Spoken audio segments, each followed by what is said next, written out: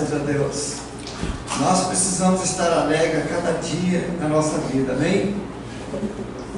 E estarmos preparados para tudo aquilo que Deus preparou para nós.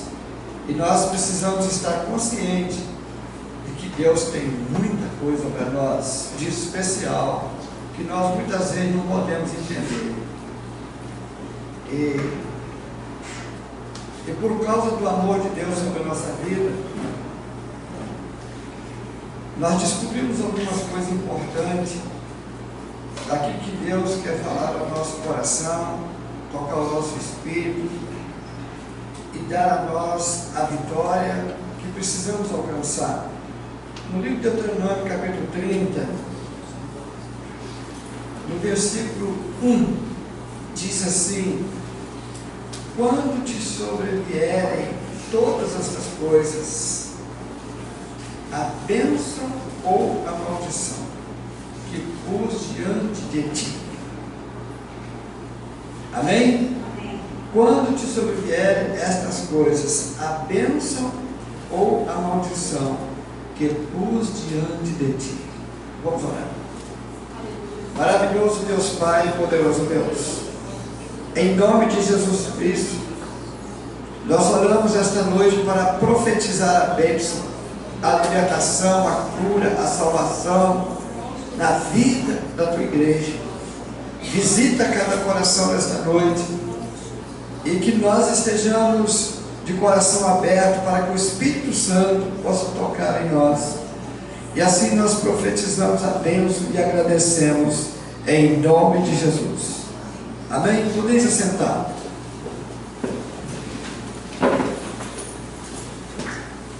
Nós temos muitos textos na Bíblia que falam sobre bênção e maldição.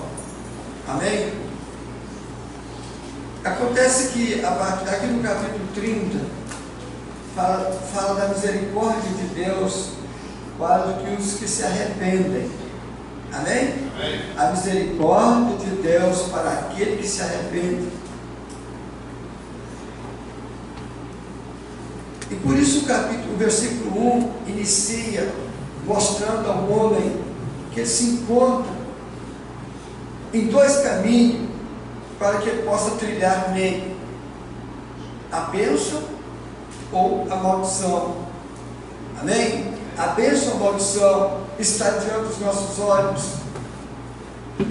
E no versículo 15, o Senhor Deus entra falando: vê que hoje te pus diante de ti a vida e o bem, a morte e o mal. Repetindo aqui, mostrando as duas direções da vida do homem. Qual o caminho que ele vai seguir e o que vai acontecer lá na frente. No versículo 16 ele diz: se guardares o mandamento que eu hoje te ordeno, de amar ao Senhor teu Deus, de andar nos seus caminhos e de guardar os seus mandamentos, os seus estatutos, os seus preceitos, então viverás e te multiplicarás, e o Senhor teu Deus te abençoará. Amém? Amém. Em outra Bíblia fala prosperará, aqui fala multiplicará. Amém?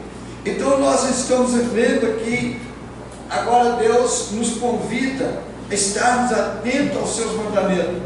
Amém? Amém. Estarmos atentos aos seus mandamentos, para que possamos andar segundo o que nele está determinado, para que possamos então ser abençoados por Deus e multiplicarmos na terra. Amém? Amém. E crescermos na terra. O versículo 17 diz assim: mas se o teu coração se desviar e não quiser ouvir, e fores conduzido para adorares outros deuses e os servires, declaro-te hoje que certamente perecerás, e não prolongará os dias na terra para entrar na qual estás passando o Jordão, a fim de possuíres. O versículo 19, o Senhor Deus diz assim: o céu, a terra hoje por testemunha contra ti, que por diante de ti a vida e a morte, a bênção e a maldição.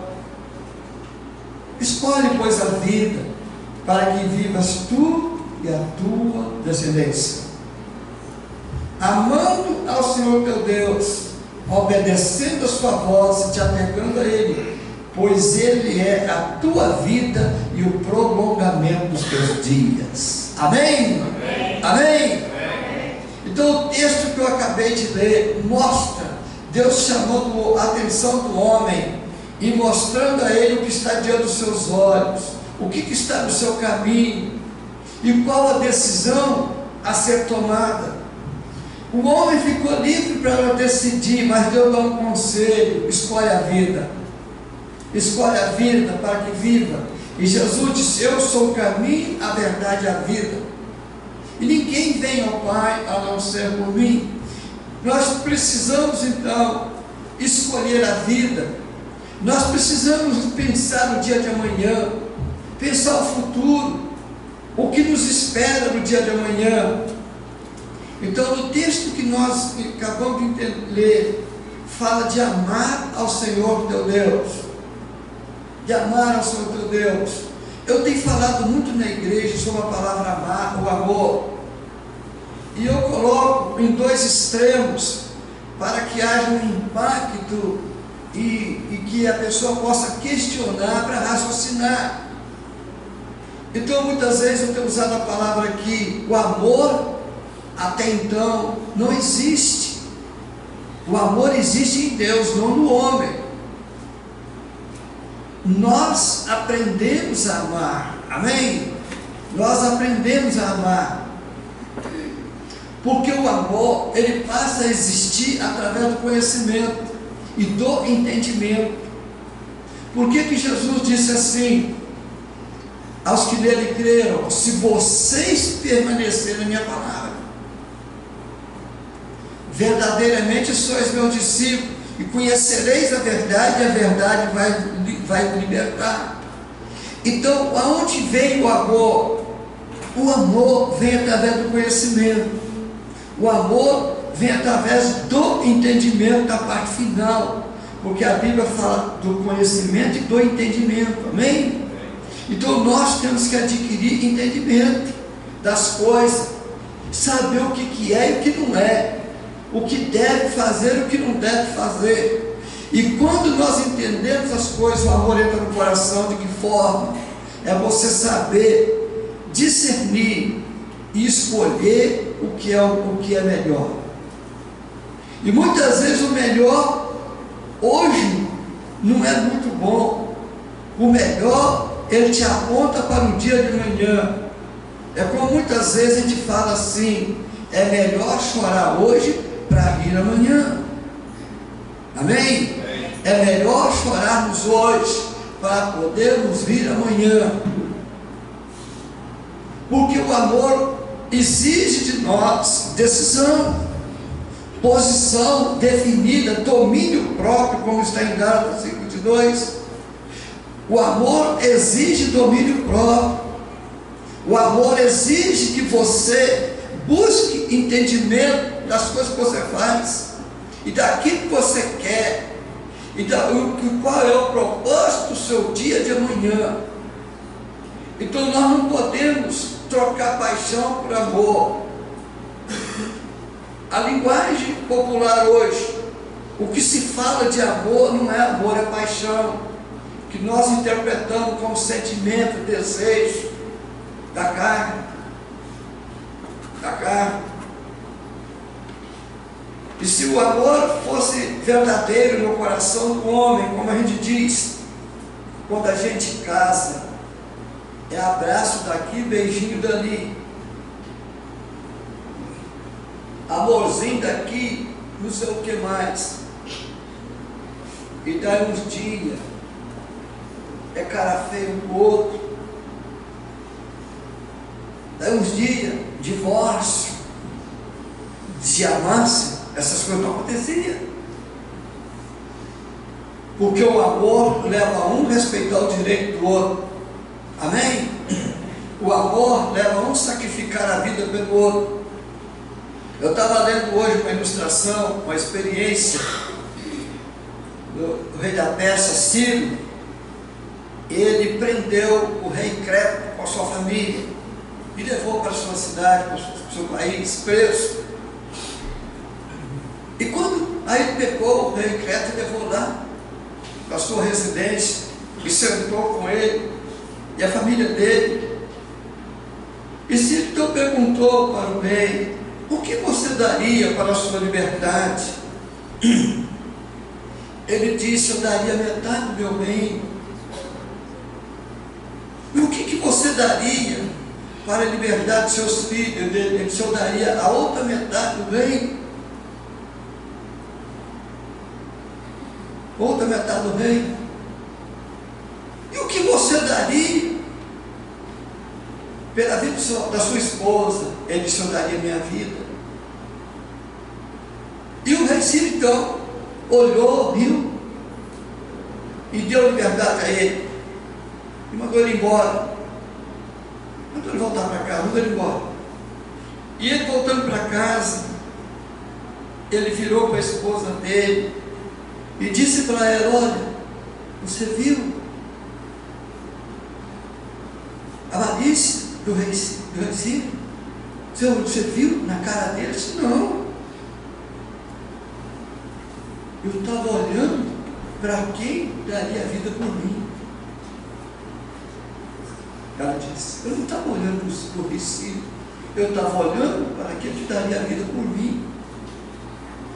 Então ela viu nele que ele estava disposto a tudo pela família, amém? Ele estava disposto a dar tudo, até a própria vida, para salvar os filhos e a esposa. Então ele revelou que ele tinha sentimento de alma pelos filhos e pela esposa. Ele estava disposto verdadeiramente a morrer por ela. Ele trouxe ali então agora uma revelação do que significa amor, amém? Amém. Do que significa amar. E significa então se sacrificar por aquilo que ele ama, por aquilo que realmente ele gosta, amém, irmãos? Amém. Então nós precisamos, aqui nós estamos dentro de uma igreja aonde se fala de amor, aonde se fala do verdadeiro amor, porque diz a palavra que o amor tudo sofre, tudo espera, tudo crê, amém? Tudo suporta. E por isso a igreja precisa abrir o seu entendimento, porque para que você entenda o que é amor, você precisa conhecer Deus na sua vida. Jesus diz em Mateus 22, no versículo 29, ele disse assim: errais por não conhecer as Escrituras, nem o poder de Deus, amém? Nós precisamos conhecer o Deus da nossa vida, nós precisamos saber quem é Deus na nossa vida, porque se nós não tivermos conhecimento de Deus, nós vamos vacilar, nós não vamos perseverar nunca, nós vamos guardar sentimento de nós vamos guardar mágoa, rancor e outras coisas más, e nós não vamos perseverar. E Jesus disse que aquele que perseverar até o fim, este será salvo. Mas para que a gente persevere até o fim, é preciso que nós conheçamos Deus na nossa vida. Conhecemos Deus na nossa vida. Nós precisamos também saber com quem nós estamos lidando. Nós temos que conhecer o adversário. Nós temos que saber até onde ele pode ir. A Bíblia diz que ele é astuto. Ele é astuto, ele tem as suas maquinações. É como você ir naquela experiência que a gente sempre conta aqui na igreja, de Atos 19, o filho do sacerdote foi expulsar o demônio de determinada pessoa, e ele chega sem nenhum conhecimento da real verdade, do que é ser um cristão e ter Jesus no coração e ter autoridade para enfrentar o diabo. Ele foi no escuro, E ele chega diante do endemoniado e diz assim: demônio, sai dele, é em nome de Jesus a quem Paulo prega. E o diabo vira para aquele jovem e diz para ele: olha, eu conheço Jesus, eu sei quem é Paulo e quem é você. E pulou dele e deu-lhe numa coça, arrancou a roupa dele, ele foi embora nu para casa. Aquele jovem não tinha conhecimento do verdadeiro Deus no que concerne a estar com autoridade para exercer o nome de Deus.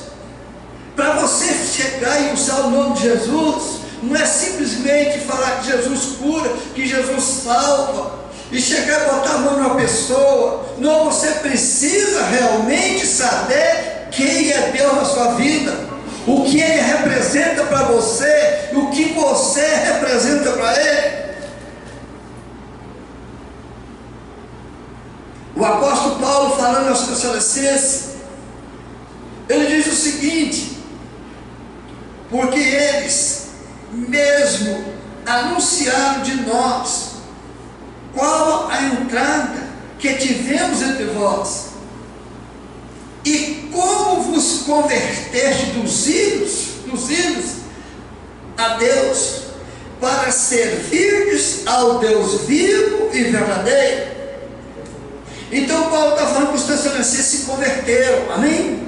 Eles se libertaram dos ídolos para adorar o Deus verdadeiro. Então você precisa, primeira coisa, entender qual é o ídolo na sua vida. Tem muito tipo de ídolo na vida de um ser humano.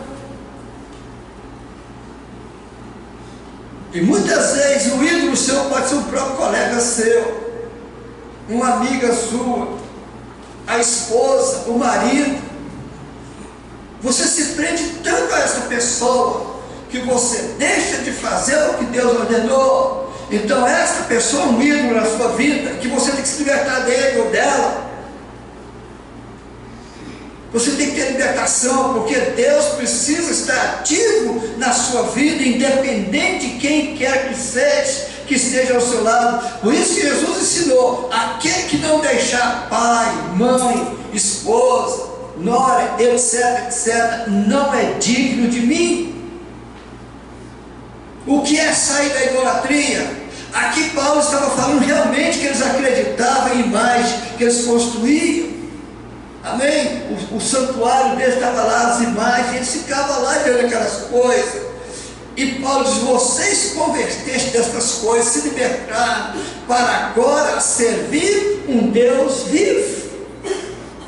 E como é que nós vamos seguir ou viver uma vida diante de um Deus vivo?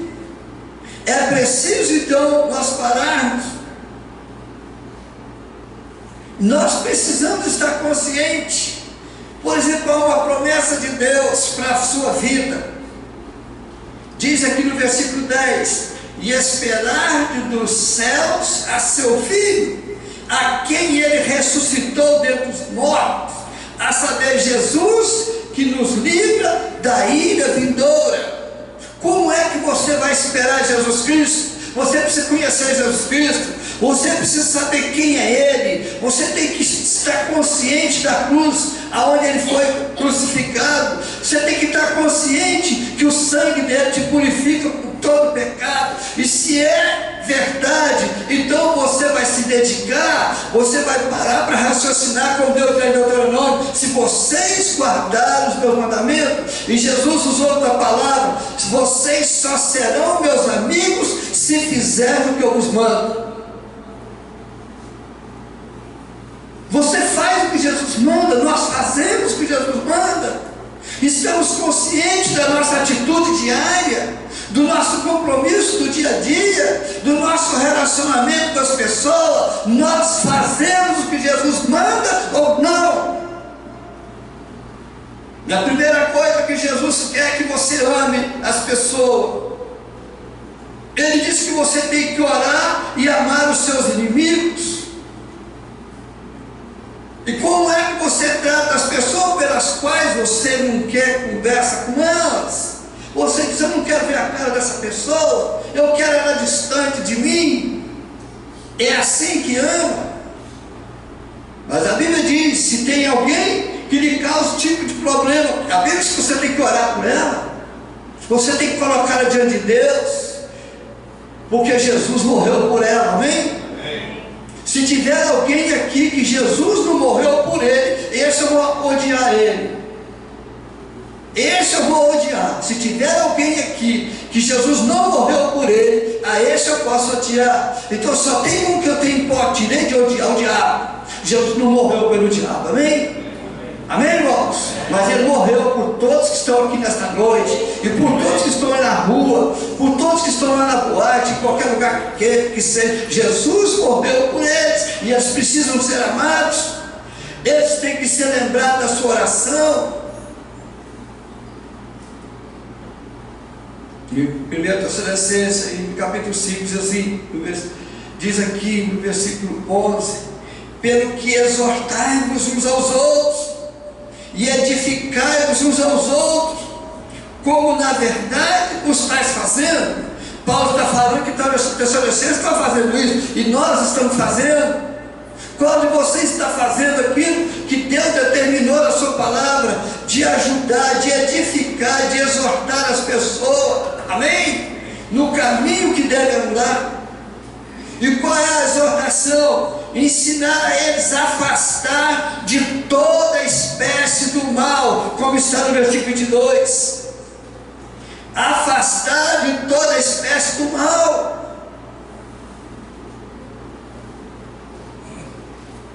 Versículo 23. Então, agora, dentro deste princípio que a gente determina a nossa própria vida, de nos afastarmos de toda espécie de mal, por amor ao Senhor Deus Todo-Poderoso, no Senhor Jesus Cristo, que derramou seu sangue por nós. Aí diz: o próprio Deus de paz vos santifique, amém? E o próprio Deus de paz vos santifique completamente, e o vosso espírito, e alma e corpo sejam plenamente conservados, irrepreensíveis, para a vinda de nosso Senhor Jesus Cristo. O que Paulo está ensinando aqui? Tem três coisas na sua vida que tem que ser levada a sério: é o seu espírito, é a sua alma e o seu corpo. Os três têm que ter uma junção ligada ao outro, para viver em santidade, preparado para a vinda de nosso Senhor Jesus Cristo. Vocês creem que Jesus vai voltar? Amém. E por que as pessoas não estão nem aí? Porque não creem que Jesus vai voltar. Para eles é apenas uma história de carochinha. E por isso nós temos que conhecer a Bíblia, porque ele diz: eu vou voltar, amém? E no Evangelho de João capítulo 14 está escrito: que eu vou voltar e vou levar vocês para estar comigo, amém? Para morar comigo mesmo, ele diz. E Paulo, ele continua ensinando a igreja, e nós estamos aqui hoje para aprender. Eu estou usando a Bíblia direto para vocês, para não usar muito argumento da minha boca.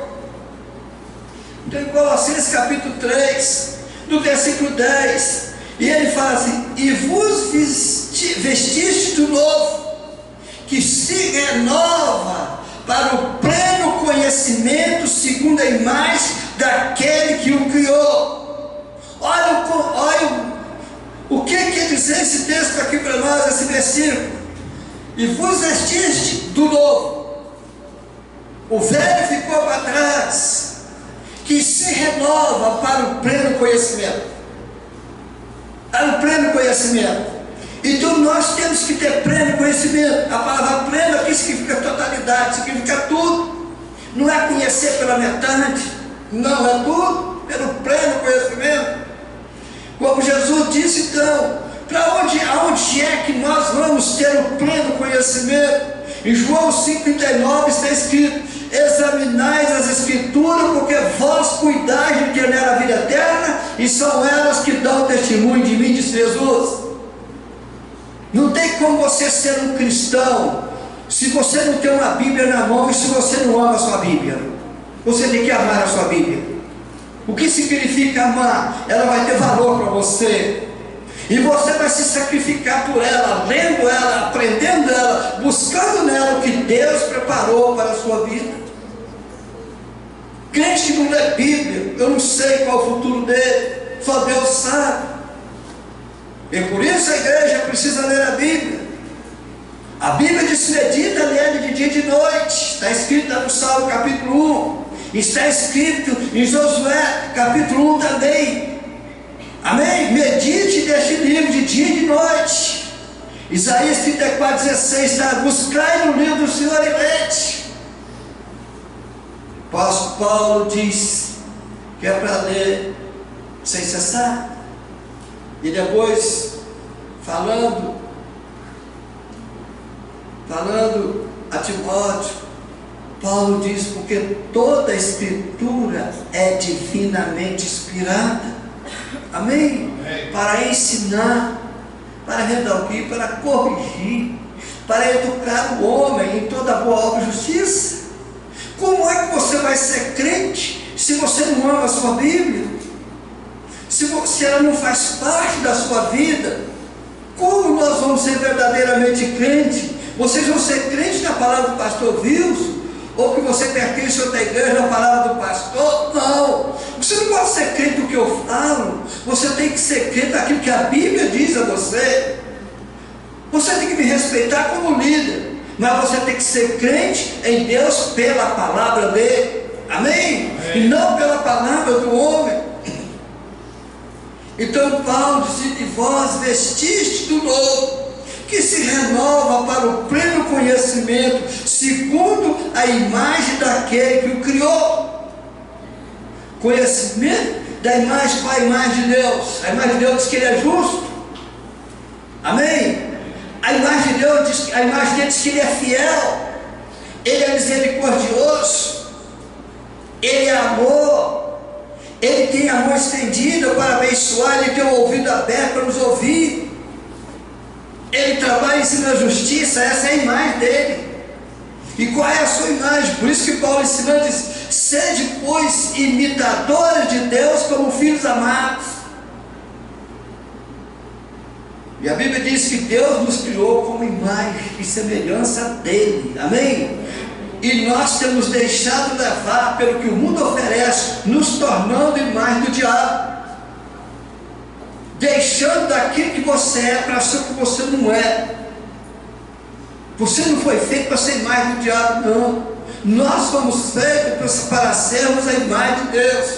E a imagem de Deus não está no físico, está na alma, no espírito, aonde habita a justiça. Que tipo de o que habita dentro de você? É vingança? É ódio? O que habita dentro de você? Ou dentro de você habita a justiça, o amor, a paz, a esperança? Então, que se renova para o pleno conhecimento, segundo a imagem daquele que o criou. Quem é que criou você? Se a Bíblia diz em Efésios capítulo 1 que Deus te conhecia antes da fundação do mundo, e que nós fomos eleitos nele para sermos santos, amém? Amém, irmãos? Então, se nós fomos eleitos antes da fundação do mundo, então não é o seu pai, não é a sua mãe, não é o pastor Wilson, não. Deus te conhece antes da fundação do mundo. Deus já sabe quem é você antes da fundação do mundo, e Ele te elegeu para ser santo. E por que nós não somos? Em Colossenses capítulo 2, versículo 13, versículo 14, para terminar.